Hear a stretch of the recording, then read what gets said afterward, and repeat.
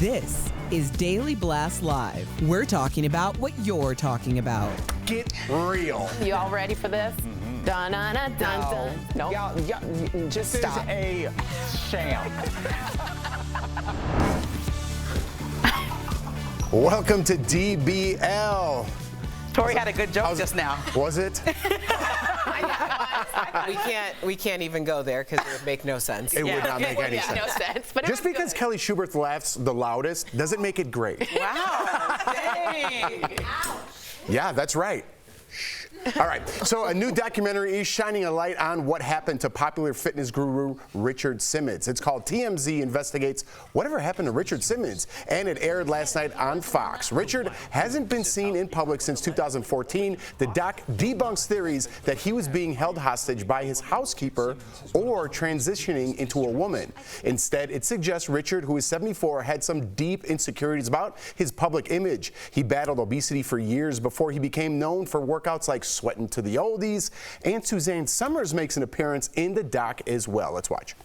He didn't want to be on the show with me, and I said, why? And he said, she'll make fun of me, and that's not my style anyway. I never make fun of anybody. But that's when I realized, oh, a little insecurity has gotten in there. I liked him. I was always so surprised when he thought I'd make fun of him. But doesn't that show you he's got like a heart ache? Something's broken inside? So in the end, his disappearance was largely related to knee injuries, and he's become a recluse because he doesn't want to be remembered as a frail guy. He talked about it on the Today Show back in 2016. Let's watch. I just sort of wanted to be a little bit of a loner for a while. You know, I had hurt my knee, Savannah, and I had some problems with it, and then the other knee started to give me trouble. Because I've taught like thousands and thousands of classes. And, you know, right now I just want to sort of, you know, just take care of me.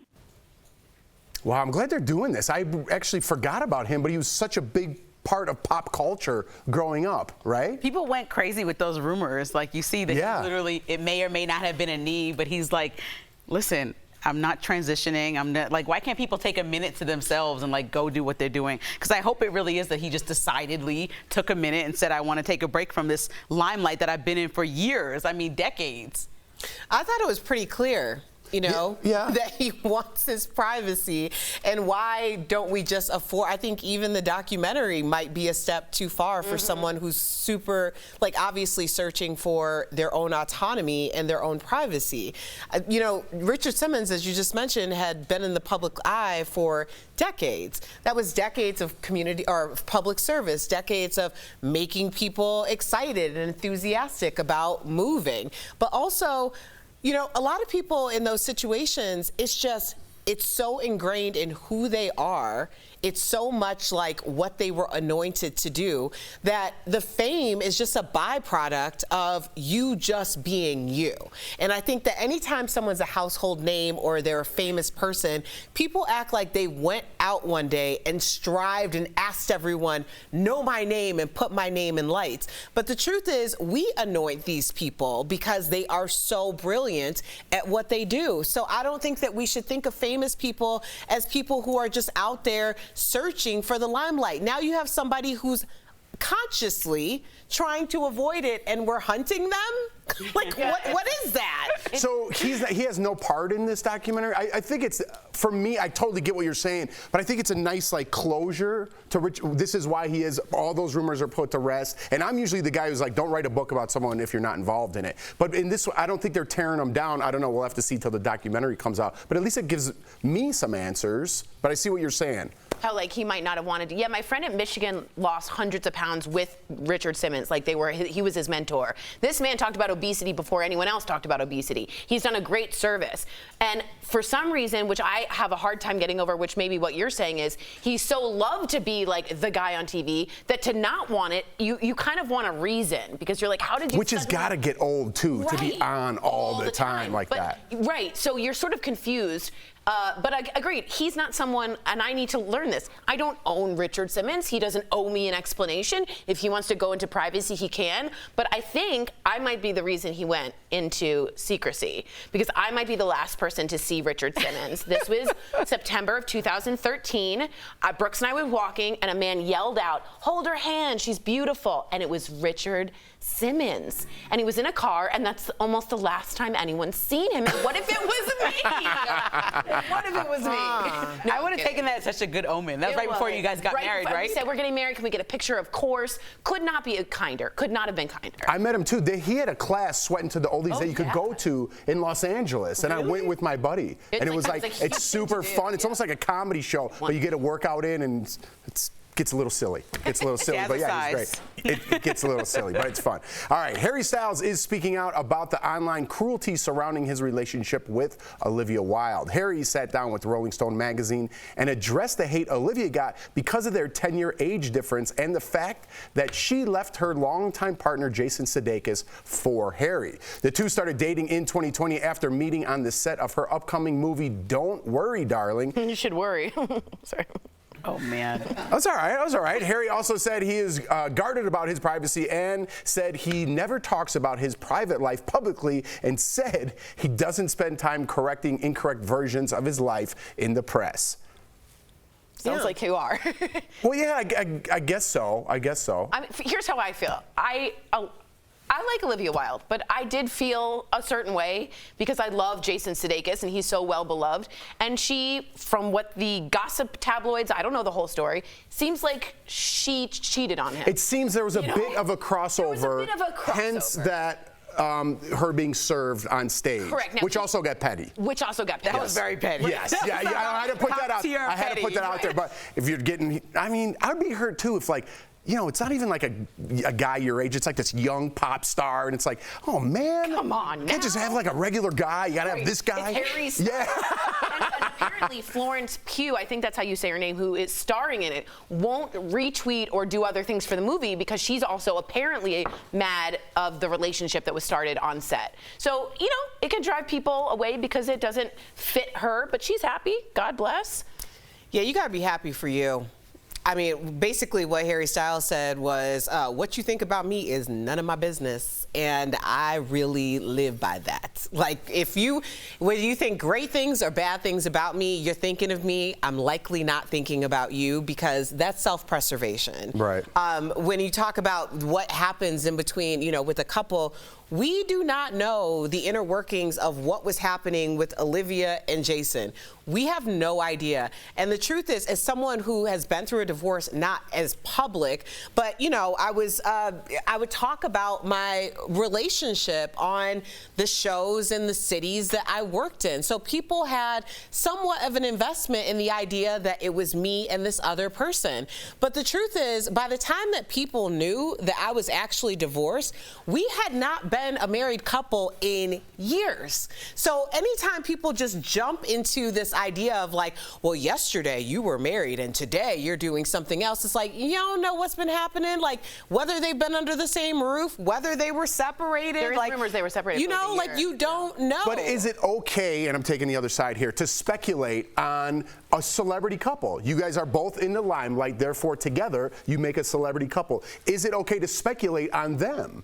Well, I think people put themselves in their business, right? Like, I always use Denzel as an example because we just see him and his wife together, or Oprah and Stedman together or not together, and that's all we have to work with. But if you're out there and constantly like together as a couple publicly on red carpets and stuff, people are going to wonder, just like with Richard Simmons, what's the update? What's going on? Right. Because they're invested probably most of the time for positive reasons or to hate watch, but either way, they're invested in seeing what's going on and what the next steps are. I just think, again, I usually don't talk like this, but if you benefit from something, right? If you benefit from that, you should have the other side of the sword as well. Exactly. Right? But what is the benefit? First, you move up your star, right? If you are a celebrity couple. If you're just Jason Sudeikis on his own, I know this guy from Saturday Night Live. He's kind of funny. Now he's with Olivia Wilde. Now he's got Ted Lasso. That's up a grade. That's from C to B to A list, right? And then all of a sudden her star goes up too. So together they profited. They benefited from that. But okay, so you don't see that? Okay, no. I'm listening, but I'm going to ask you a question, kind of a personal question. Okay. So you and your wife Jordan were on Big Brother together. Clearly, so now you are two people who together create this brand, but did you start dating her because of this brand? No, but I feel an obligation, though, from people who watched us from the beginning of Big Brother to give them my time, to say, you guys were with me. My star has risen from Z to Y, you know what I mean?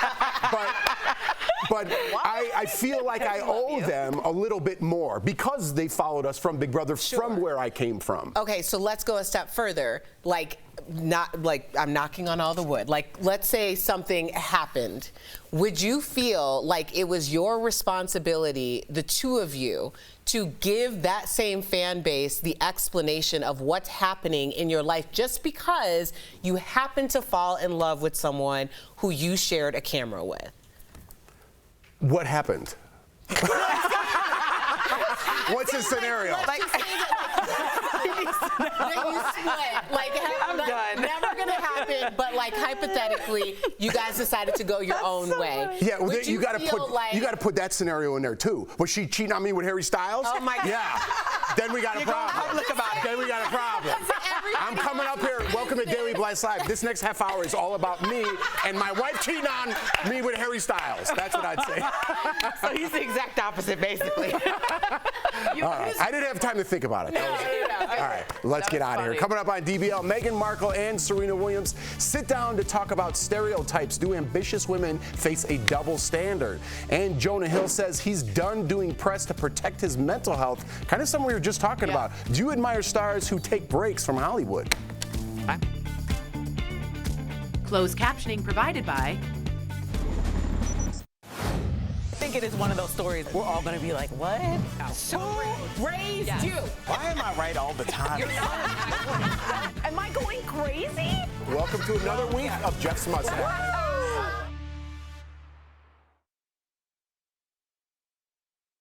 We're going to cover all the actors. Someone found the video of Jeff working out with Richard Simmons and just posted it on Twitter just now, apparently. I love the quickness with which social media provides content from 20 years ago. Jeff and Jordan fans are quick, fast, rapid, immediate, synonyms. Very quick. They are so quick. So one time, remember, he wore a pair of shorts or something, and he's like, oh yeah, I forgot about that. They found it within like 10 seconds. These people are good. And if I needed a detective on a case, I would call the B&B Jeff and Jordan fans because they would figure it out. Oh, yeah. They are quick. Speaking of that, this is kind of taking a different turn, but did you guys see the YouTube divers who found that girl who had been missing in California? So we're going to try to get them on the show because they've helped find like 24 missing people. Yes, and so they just help these government agencies. The agency spent 20,000 hours looking for this girl, and they found her in 35 minutes. It's crazy. Sorry, I know that took a turn, but it was kind of related. But yeah, internet sleuths. I'm kind of an internet sleuth a little bit. Yeah, you got to use your resources. Reddit. Tori and I use a lot of Reddit. Yep. Yeah. True crime's become something that people can. It really has. Hi, G. Joe fans. We'll see you soon. Bye. All right, well. Because I didn't want to put it back on. Just so you know, don't come for me. I was just using hypotheticals because I know how that is very sensitive. Just saying. They also are very. Just wanted to know. It was a hypothetical, made up.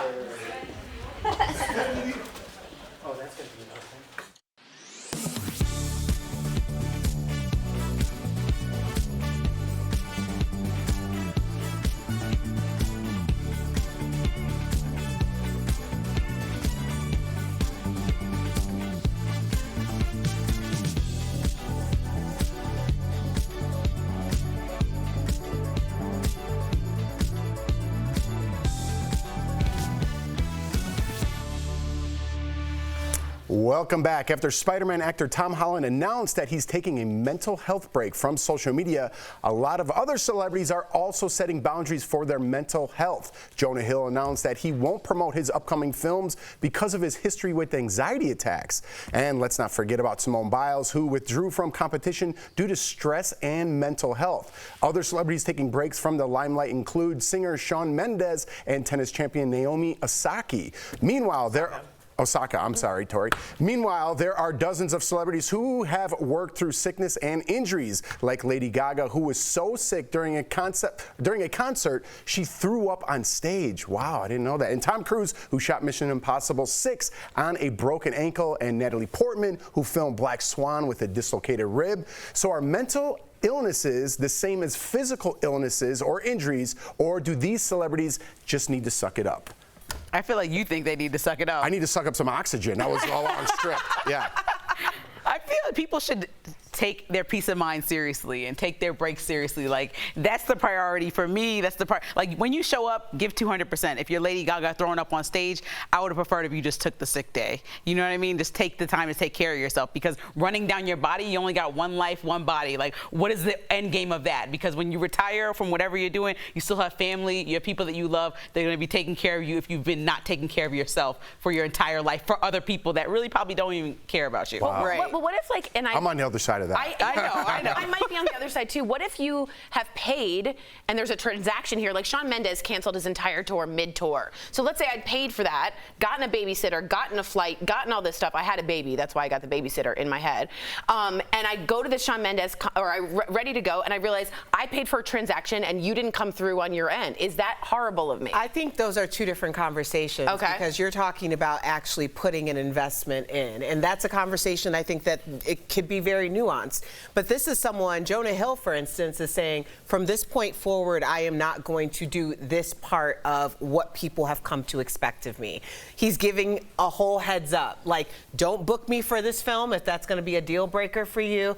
Don't have me do this if that's a deal breaker for you, because doing this is a deal breaker for me. And I think that a lot of people need to understand those boundaries. I'm at the beginning of my hashtag soft girl season. Oh, okay? I've heard about this. Yes, Yeah. I am. This is something that is come up. I felt like it was calling my name, because I don't want to be the person who's constantly amidst the struggle and having to, like, bleed in order to succeed. Like, my ancestors did a whole lot of that. A part of the reason why was so that doors would be open in places far beyond where they were able to go, so I could start where that baton was handed to me, and I can progress this further, so people who come after me don't have to work as hard. So now we're in a situation where people are publicly declaring, I am going to take care of my mental health.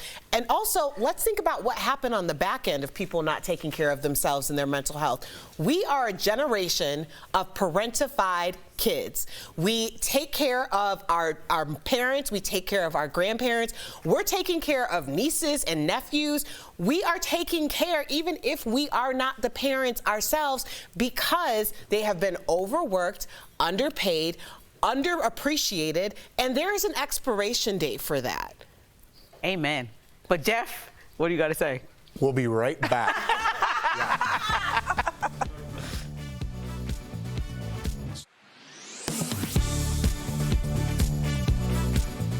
On August 16th, President Joe Biden trumpeted a decision by the Food and Drug Administration to allow people to buy hearing aids without a prescription. He estimates the move could save people who need hearing aids $3,000. Democratic Senator Elizabeth Warren tweeted that she brought forth legislation that paved the way for this to happen back in 2017, along with Republican Senator Chuck Grassley. Other people tweeted that a law signed by former President Donald Trump helped make this happen. So let's verify. Did a law signed in 2017 pave the way for over-the-counter hearing aids? Our sources are the FDA Reauthorization Act, the Over-the-Counter Hearing Aid Act of 2017, the Congressional Research Service, the Alliance for Aging Research, and Senators Grassley and Warren. In 2017, Senators Grassley and Warren brought forward the OTC Hearing Aid Act with the goal of creating a new category of hearing aids that can be sold without a prescription. Around the same time, Congress was debating a separate FDA funding bill, so they added the hearing aid bill into the funding bill. The FDA funding bill, with the added hearing aid language, was passed by Congress and signed into law by then-President Trump. However, the FDA didn't follow through. It wasn't until 2022 that the FDA finally took action after President Biden signed an executive order that set a deadline for the agency to create a new classification of hearing aids that can be sold over the counter, which they just announced. So, yes, a law signed in 2017 paved the way for over-the-counter hearing aids, but it took additional action to make it a reality. The FDA expects Americans can start buying hearing aids without a prescription in October. With Your Verify, I'm Brandon Lewis.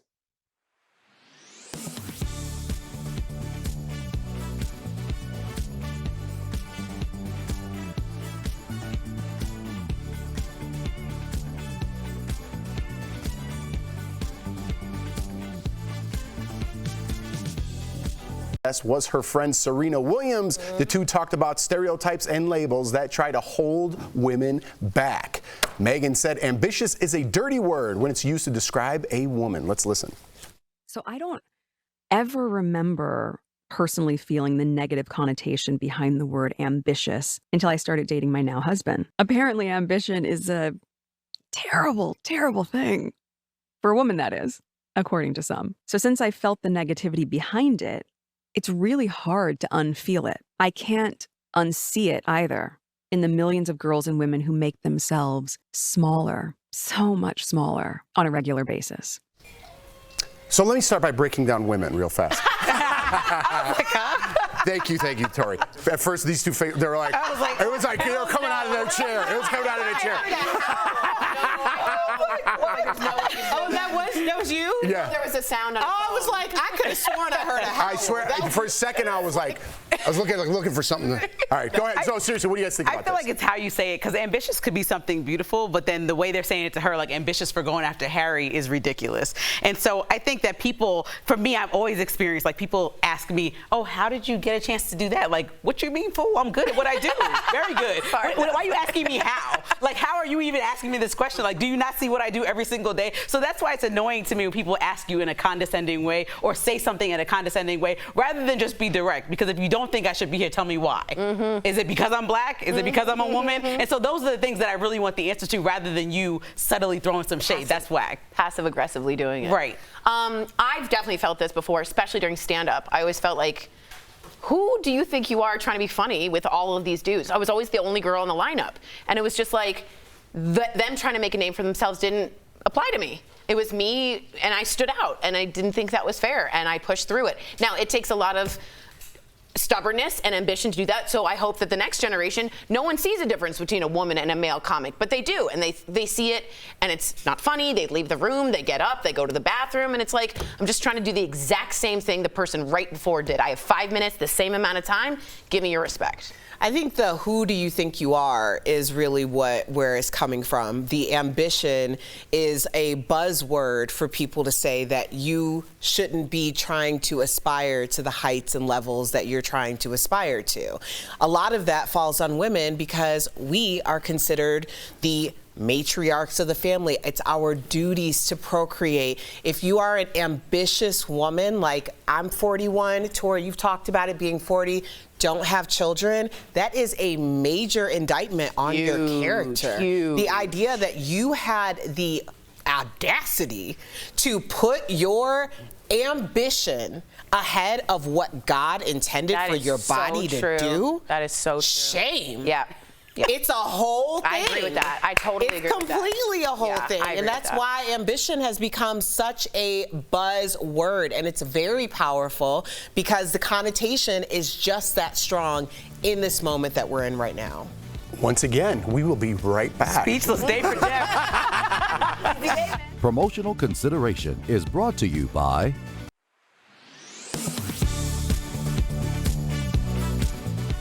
The Democrats' new law to address climate change is called the Inflation Reduction Act, and it includes a $7,500 tax credit for people who buy electric vehicles. There already was such a credit on the books, but this law changes which cars are eligible, and a lot of Verify viewers asked us to look into those changes. So let's verify. Are all electric vehicles eligible for the new tax credit? Our sources: the full text of the Inflation Reduction Act, the 2008 law that created the old tax credit, and Consumer Reports. The existing EV tax credit had a significant limitation. Only 200,000 credits were available to each manufacturer. So once that number was hit, no more buyers could get the credit for that brand of car. The new law removes that cap. Good news for popular brands like Tesla that haven't been eligible for years. But there are a lot of new restrictions as well. First, only cars that are assembled in North America are eligible. According to Consumer Reports, that rules out some companies that make their EVs abroad, like Hyundai, Toyota, and Kia. Second, it rules out the most expensive models. Trucks, vans, and SUVs are only eligible if they cost 80 grand or less. Sedans and other cars have to be under 55 grand. That rules out some popular luxury vehicles like the Tesla Model S and Porsche Taycan. Third, there's an income cap on taxpayers. Couples have to earn 300 grand a year or less to get the credit. Individuals, 150,000 or less. And finally, there are requirements about where the EV batteries are made and where the minerals in them get mined. There's a list of companies, including a bunch in China, that automakers are banned from contracting with at all. And in the first year this law takes effect, 2023, at least 40% of the minerals and 50% of the other components of the battery have to be from the U.S. or its free trade partners. And those percentages go up every year. We don't know exactly which models that'll affect right now, but car companies have said it may take some time to adjust their supply chains to comply with this requirement. So while the Inflation Reduction Act does expand the EV tax credit, we can verify, no, not all electric vehicles will be eligible for it. With your Verify, I'm Casey Decker. Many states are warning of a teacher shortage this school year. That includes Florida, which is loosening some requirements to help solve the problem. One initiative temporarily waives the requirement for military veterans to have a bachelor's degree to get a teaching permit. Some social media users, including this now deleted Reddit post, claim the state also extended the program to veteran spouses. Several news outlets also posted stories reporting that spouses were eligible. So let's verify. Can military veteran spouses teach without a college degree in Florida? Our sources are the Florida Department of Education and Florida Senate Bill 896. Earlier this year, the Florida legislature passed SB 896, creating the Military Certification Pathway Program. The program allows veterans who served at least 4 years, have at least 60 college credits, and who pass an exam on the subject they want to teach to qualify for a temporary 5-year teaching permit. Normally, a potential teacher would need at least a bachelor's degree to be eligible. The bill makes no mention of military spouses. So, no, military veteran spouses cannot get a teaching permit without a college degree in Florida. Gas is expensive these days, so how can you save money at the pump? We're chatting about it in today's Bang for Your Buck presented by the Hartford. First, sign up for fuel reward programs. Next, avoid filling up during hot afternoons. Instead, get gas when it's cooler. Get an app that tracks the low gas prices, and when you find a good deal, fill up your tank all the way. Finally, plan your trips so that all your errands are on the way to where you're going. And if you're not happy with your current insurance, we've made it easy for quality and affordable insurance. The Buck's got your back. The Hartford will be happy to provide you solutions. Call the Hartford at 1-800-683-6402 or visit thehartford.com. to learn more. Okay, before we go, we're going to close out on this fun little video, perhaps of me and Richard Simmons at some... Look at Big Jeff! Wow. Enjoy, have a great Tuesday, Taco Tuesday. Good night. Richard is literally holding, that's Jeff's shirt.